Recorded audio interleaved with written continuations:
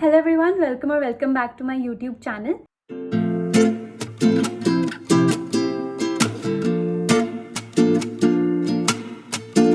I'm Shreya Singla and I'm currently in second year pursuing my MBBS from Government Medical College and Hospital Chandigarh.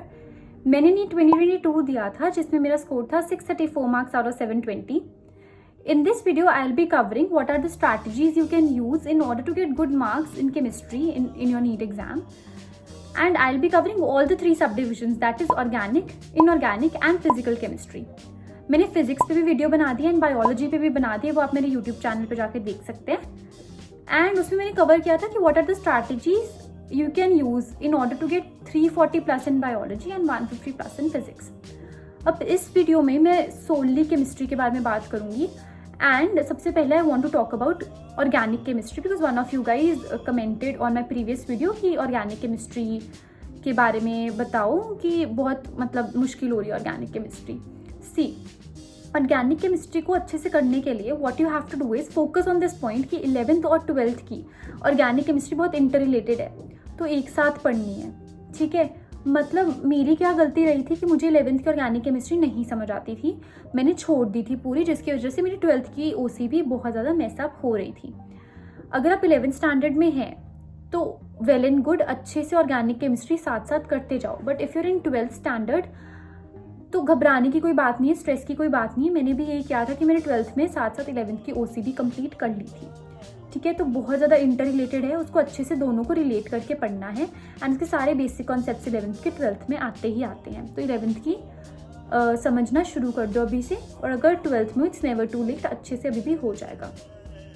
अब पढ़नी कहाँ से? अच्छे से NCERT पढ़ो OC के लिए, ऑर्गेनिक केमिस्ट्री के लिए, बिकॉज सबसे ज़्यादा क्वेश्चन उठ के सीधा NCERT से ही आते हैं कि कौन से टाइप का रिएक्शन है, उस रिएक्शन में कौन सा प्रोडक्ट बन रहा है, तो वो सीधा NCERT से उठ के आता है. तो NCERT तो इजीली हो जाएगी, बट अब समझनी कहाँ से है? देखो, मैंने तो अपने इंस्टीट्यूट से समझी थी, बट अब मैं जैसे लेट हो गई थी 11th के लिए समझना, तो मैंने अलग पांडे सर के लेक्चर्स देखे थे, दैट इज़ फिजिक्स वाला के लेक्चर्स देखे थे. उन्होंने बहुत अच्छे से समझाया हुआ है, तो लेक्चर्स आप उनके भी देख सकते हैं. जैसे भी आपको कंफर्टेबल है, जहाँ से भी कौन सा भी सोर्स उठाना है ऑर्गेनिक केमिस्ट्री के लिए, अच्छे से लेक्चर समझ के NCERT अच्छे से पढ़ो. और अगर 11th में तो 11th की पढ़ो, 12th में तो 11th और 12th इंटर रिलेट करके पढ़ो. ठीक है, अब एक बार NCERT पढ़ लेते हो, लेक्चर्स देख लेते हो, उसके बाद बनाने शॉर्ट नोट्स. देखो, एक तो हो गए प्रॉपर नोट्स आप बना रहे हो, एक शॉर्ट नोट्स बनाना बहुत ज़रूरी है. एंड मेक देम कलरफुल, ठीक है, ताकि पढ़ने में भी मज़ा आए.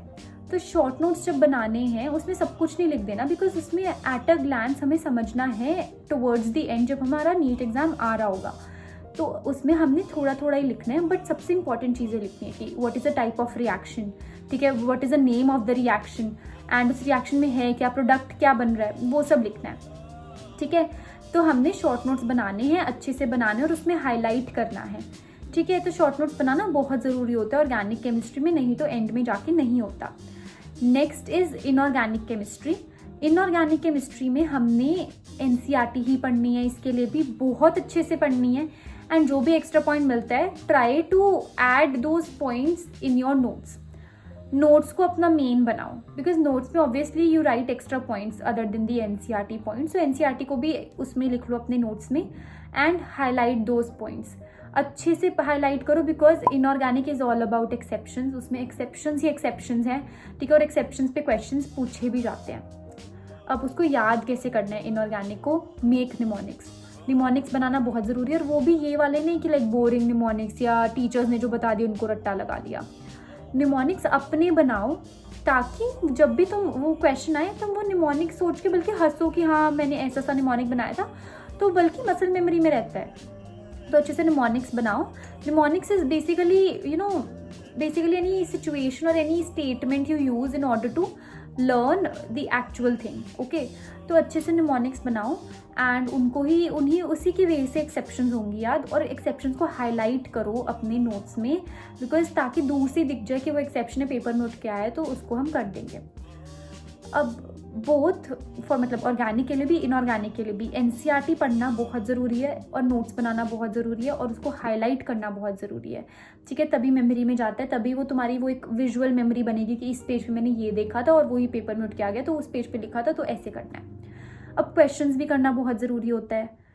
देखो, क्वेश्चंस के लिए मैंने तो अपने कोचिंग मॉड्यूल्स करे थे। मैं एल में पढ़ती थी तो मैंने एल के मॉड्यूल्स करे थे। एंड अदर देन दैट आप फिजिक्स वाला के भी क्वेश्चंस कर सकते हैं। ऑर्गेनिक के लिए तो बहुत अच्छे हैं। प्रीवियस ईयर क्वेश्चंस भी कर सकते हैं, ठीक है। एंड ये नहीं कि एक बार करके छोड़ दिया, मल्टीपल टाइम्स करो। मतलब अगर एक क्वेश्चन गलत हो रहा है तो 10-20 बार कर दो जब तक वो मसल मेमोरी में नहीं आ जाता। बिकॉज ये नहीं होता कि वन सेट ऑफ क्वेश्चंस हो गया तो उसको दोबारा देखना नहीं, कभी कभी तुक्का भी लग जाता है तो उसको भी दोबारा करते रहो, ताकि वो दोबारा अगर क्वेश्चन आ गया तो तुक्के से नहीं बल्कि अच्छे से निकले, सॉल्व करके निकले। तो हमारी हो गई ये organic and inorganic. NCERT and short notes must होते हैं इनके लिए। अब हम आते हैं फिजिकल केमिस्ट्री पे।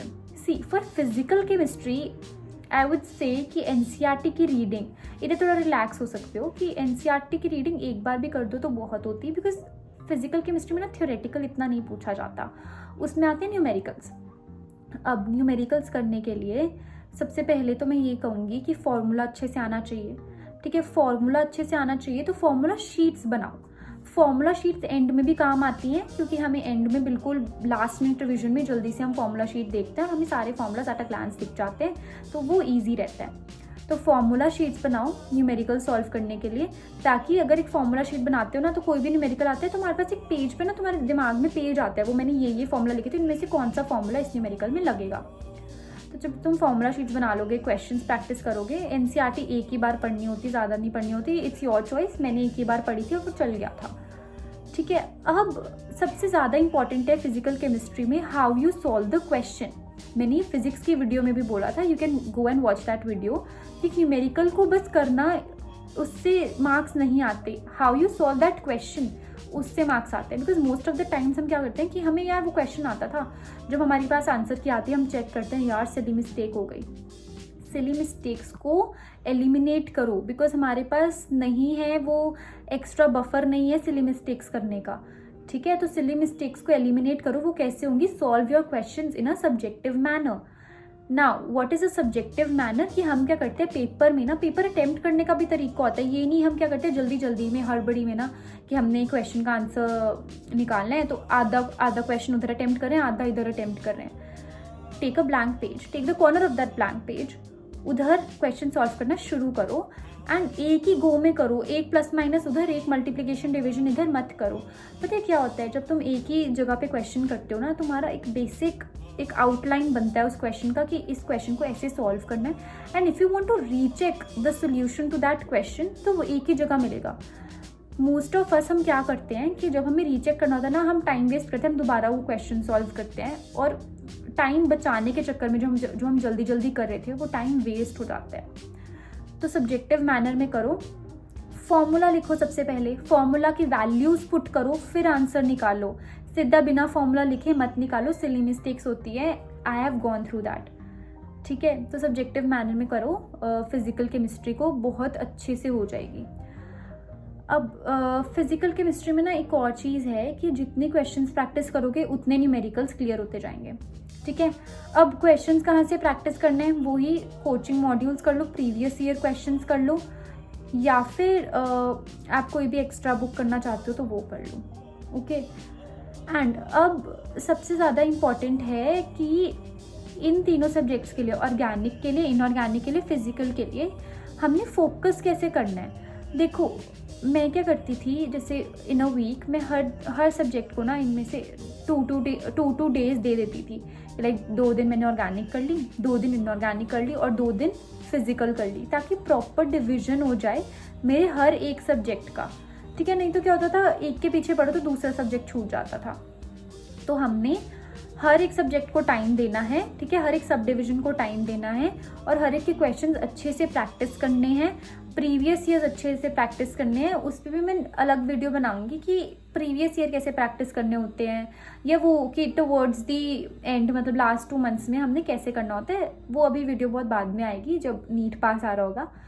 पर अभी what you have to do is कि अभी अच्छे से क्वेश्चंस प्रैक्टिस करो, एनसीईआरटी अच्छे से पढ़ो for organic and inorganic. Physical के लिए थोड़ी रिलैक्सेशन होती है, शॉर्ट नोट्स बनाओ, फॉर्मूला शीट्स बनाओ एंड बस निमोनिक्स वगैरह से करो इनऑर्गेनिक, बिकॉज एक्सेप्शंस बहुत ज़्यादा हैं। Don't forget to interrelate 11th and 12th की, chemistry, most importantly organic chemistry, and डरो मत, केमिस्ट्री से अच्छा आता है score. And all the best. If you like my video, please do subscribe to my channel and hit the like button. And if you have any queries, you can comment down in the comment section below and I'll solve them out. Bye bye.